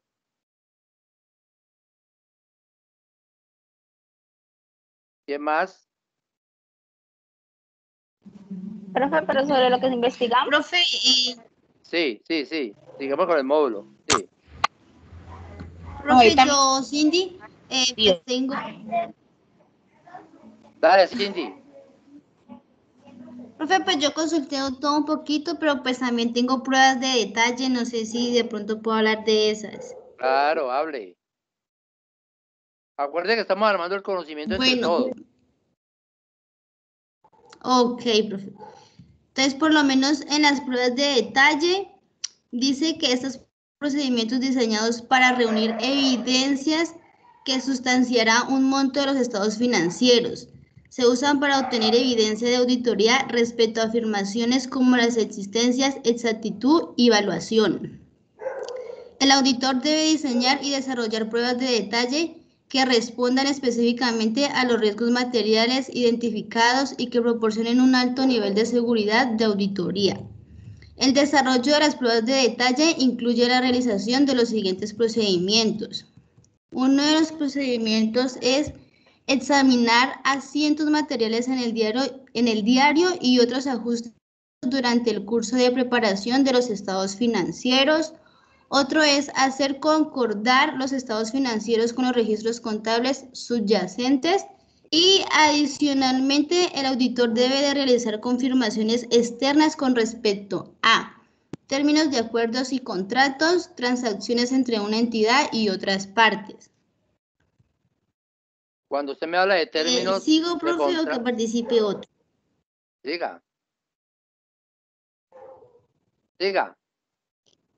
Listo. Bueno, el planeamiento o planificación en términos generales es un proceso en el cual se toma decisiones sobre los objetivos y metas que se debe alcanzar en una determinada actividad y en un determinado tiempo. Por lo tanto, es un plan de acción detallado y cuantificado. El planteamiento como etapa primaria del proceso de auditoría fue establecido para prever los procedimientos que se aplican a fin de obtener conclusiones válidas y objetivas que sirvan de soporte a la opinión que se vierta sobre la entidad o empresa bajo examen. Ya, listo, está bien. Pico, no, vea, a ver, me preocupan los estudiantes que no han participado, como Jennifer O'Sullivan, ¿no está? Lady Pico no ha participado, Stephanie Montoya, Laia, Alejandro Ramírez, no, Laia, ¿qué aportó? ¿Qué hablaste ahorita, Laia? Yo hablé cuando lo del caso de Parmalat, que hice la comparación con Enron. Oye, no, pero ya, vamos a referirnos a la prueba de aprendizaje, la ley 43 del 90, en los capítulos que decía ahí para investigaron, porfa.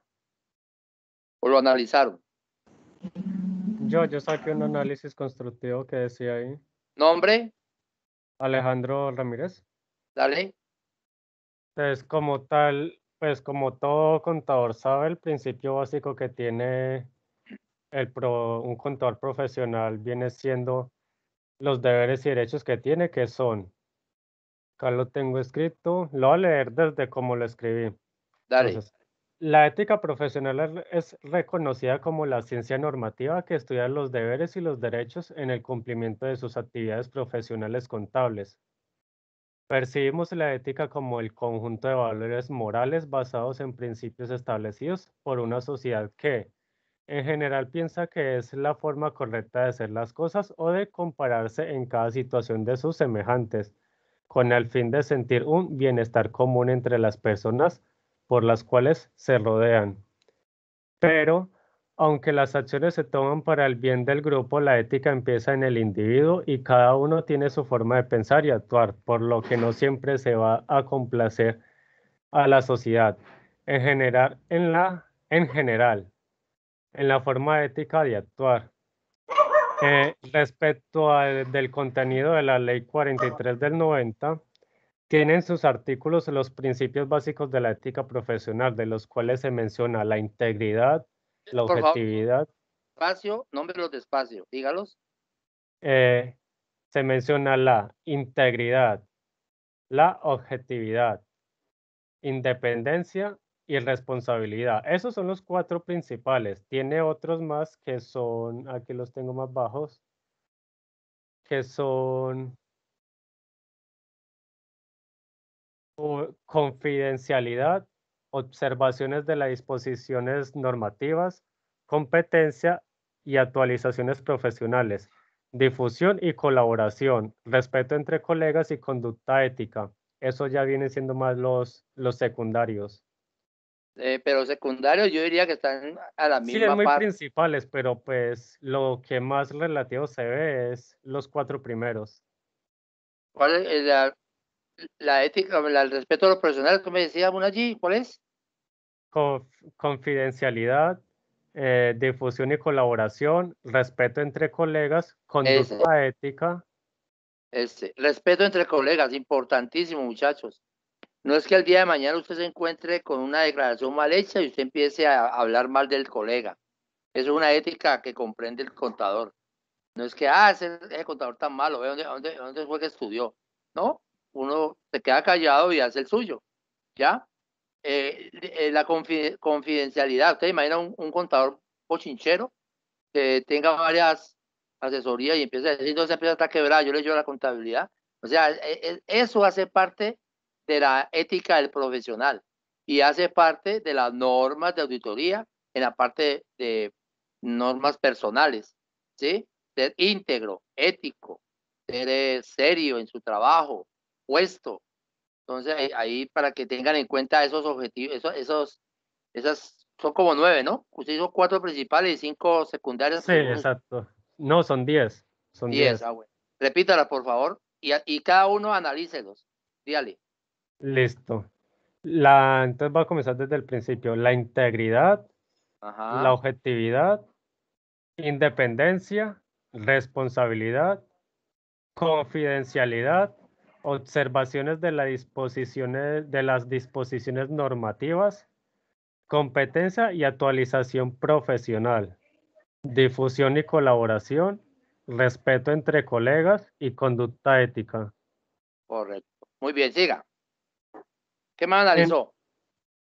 Y ya esto último, que será ya con lo que terminé. En el ámbito profesional, la ética debe ser entendida de una forma muy general y regulada, para que cada individuo, independientemente de su forma de pensar, aplique los principios básicos establecidos en ella. De esta manera, su comportamiento será aceptado ante la sociedad en la cual se está relacionando. En el caso de la contaduría pública, el comportamiento legalmente aceptado se encuentra en la regulación correspondiente a la ética profesional, que rige esta profesión, establecida en la Ley 43 del 90, cuya aplicación es de carácter obligatorio. De igual forma, en la formación profesional nos amplían diversas definiciones de registros contables, basándose en las también múltiples definiciones de contabilidad. De acuerdo con esto, se evidencia que la utilidad y la toma de decisiones está directamente relacionada a la definición de contabilidad, por lo cual se resalta la importancia además de registrar y de comunicar.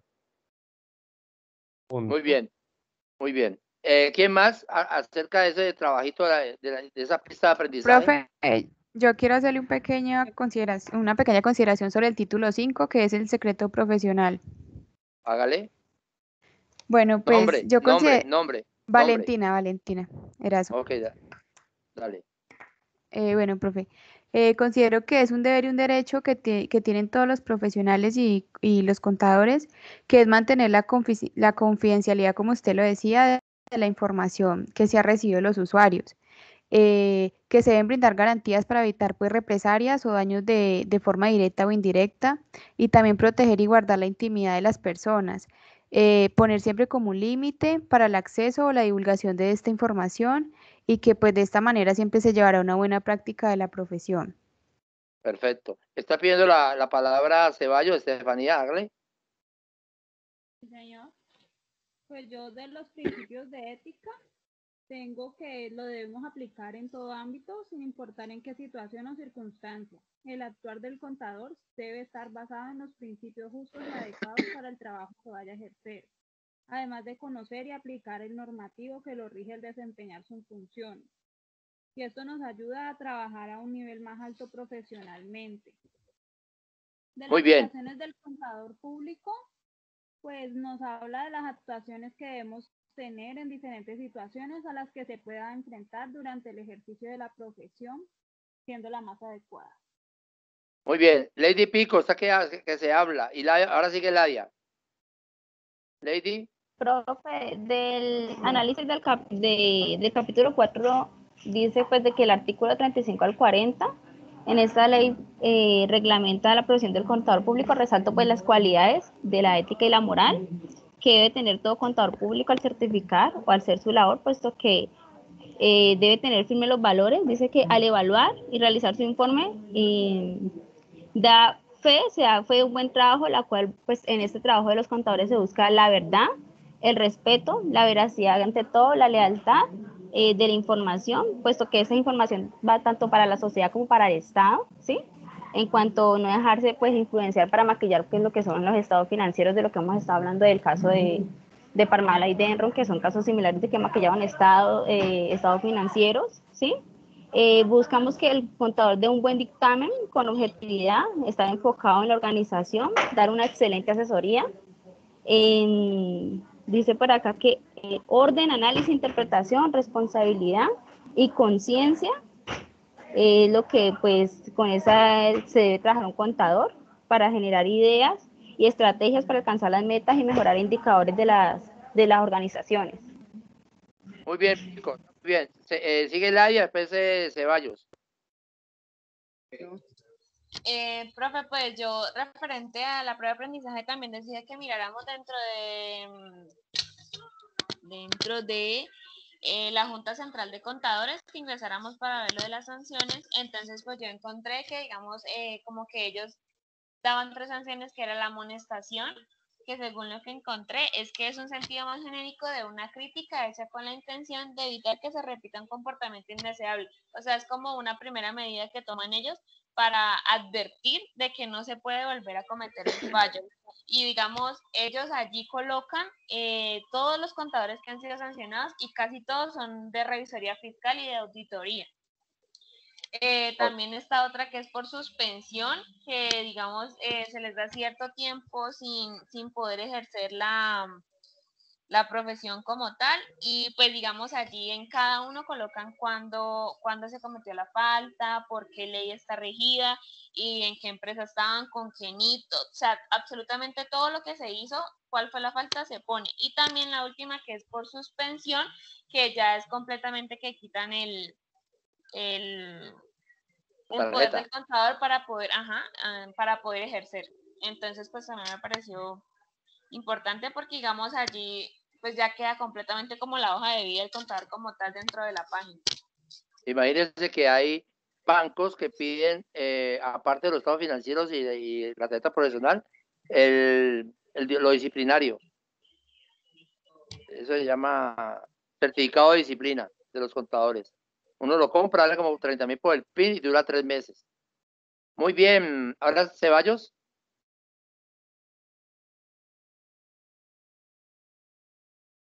Stephanie Ceballos. Ya, profe, había hecho otra cosa. En lo de la página de contadores, al final de todos decía casi siempre modalidad dolo. Entonces dice que la modalidad dolo es una voluntad consciente y no coaccionada de ejecutar u omitir un hecho lesivo o peligroso para un interés legítimo de otro, del cual no se tiene la facultad de disposición, conociendo o no que tal hecho está reprimido por la ley. Muy bien, bueno, que participen los que me faltan. Stephanie Montoya no ha participado, tampoco ha participado. Dale. Yo no he participado. Angie Lucía García. Dale. Profe, pues hablando ahí de una pequeña conclusión o un análisis de la ley 43 del 90 del capítulo, bueno, del taller que tenemos ahí en el libro, yo pienso que un contador, pues desde un inicio debe estar consciente o debe ser consciente de que la profesión exige pues unos buenos valores, ¿no? Desde el hogar. Puede ser que ya vengan inculcados pues desde su casa y estos pues los inculque pues en la parte laboral, ya que pues esta profesión lo exige, ¿ya? Y también no debe pensar solamente en un beneficio para uno, sino un beneficio grupal para la empresa, para dar soluciones a los demás. Pues para eso creería que estudiamos, ¿no? Para ayudar pues a las empresas, a los demás y estar conscientes de eso, de que el contador debe dar buena fe, como dice pues, como se dice. La buena fe es ser ético, ¿sí? Ante todo. Y pues que debe tener los conocimientos comenzando, digamos, por esta ley 43, porque ahí es donde se describen, no sé, los comportamientos, las responsabilidades, todas las competencias y valores que debe caracterizarse un contador. Muy bien, Ángel Lucía. Me faltan solamente 3 estudiantes que son Mónica Alessandra Narváez, no ha participado.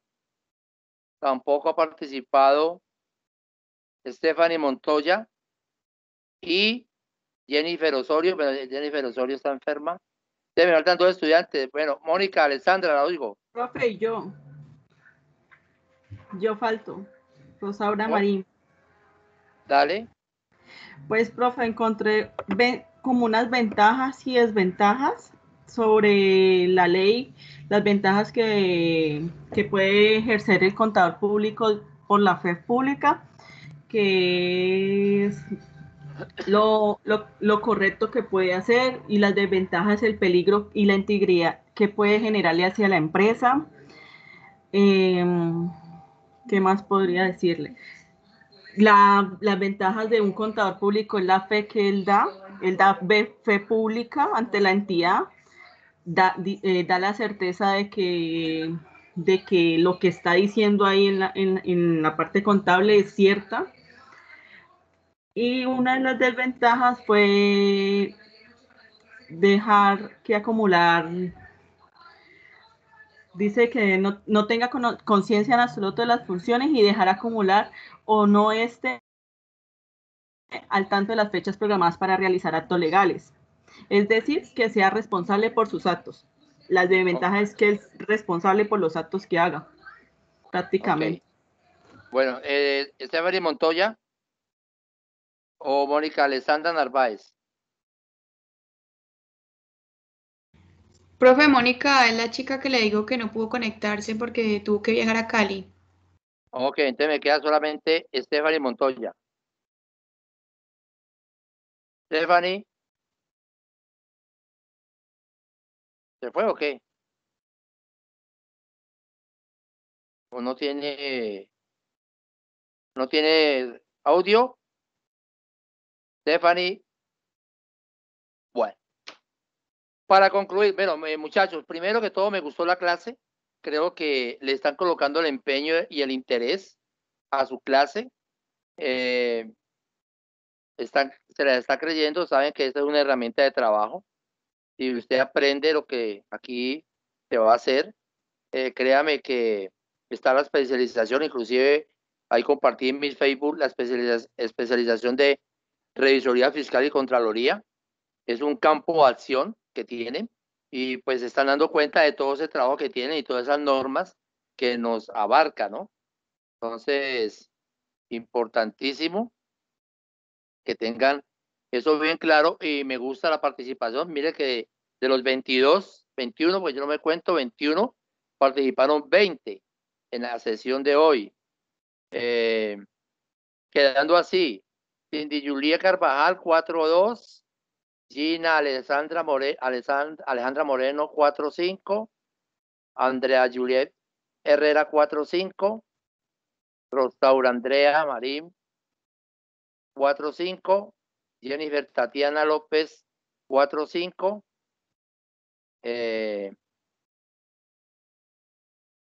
Jennifer Osorio, pues está enferma. Tenemos aquí un momentico.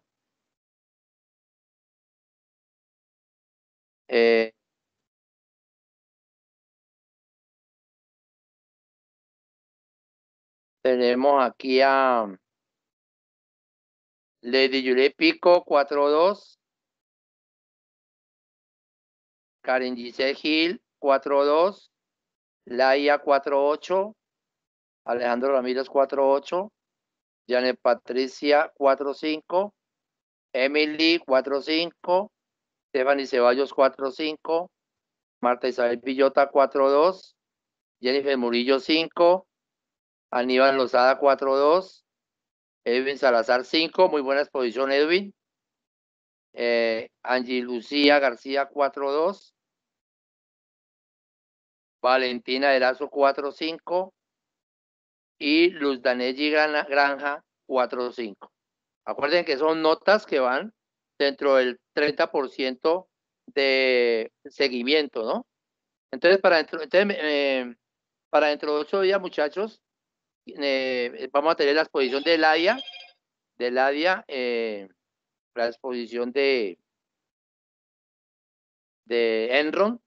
Yo voy a mirar cómo programo el examen, el parcial. Es un parcial de falso y verdadero. Yo voy a cacharrearle al cuestionario. Vamos a hacer el cuestionario y aparte de eso,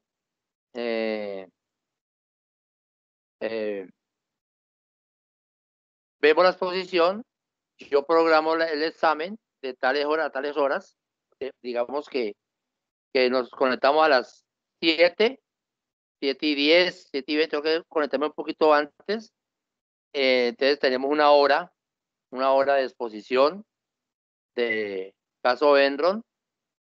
Lo analizamos, lo debatimos y inmediatamente programo el examen para las 2 horas restantes. ¿Listo? Para el parcial. ¿Qué cae el parcial? Pues lo que hemos visto hasta ahora. Ahora mismo voy a subir las diapositivas. Lo que hemos hablado, lo que hemos debatido.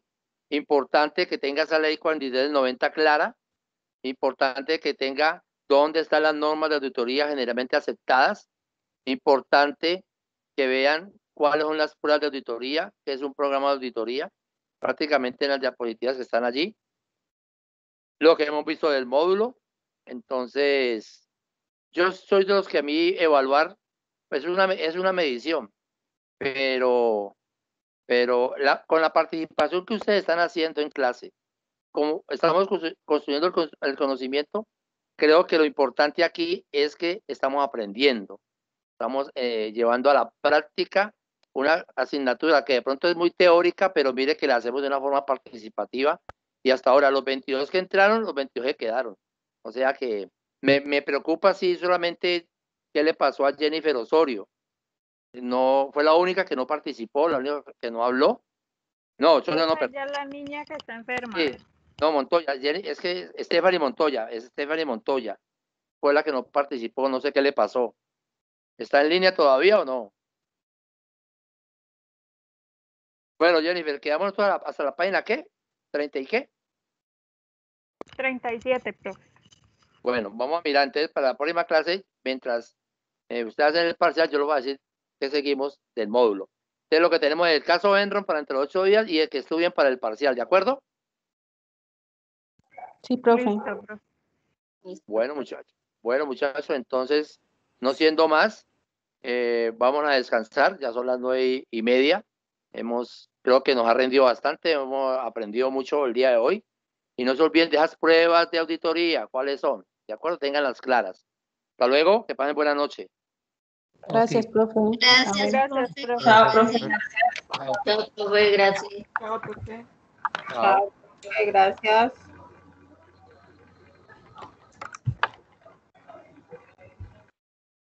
Chao, profe, gracias. Chao, Andrea. Chao, Jennifer, Janet. Profe, ahora le envío yo. Bueno, hágale.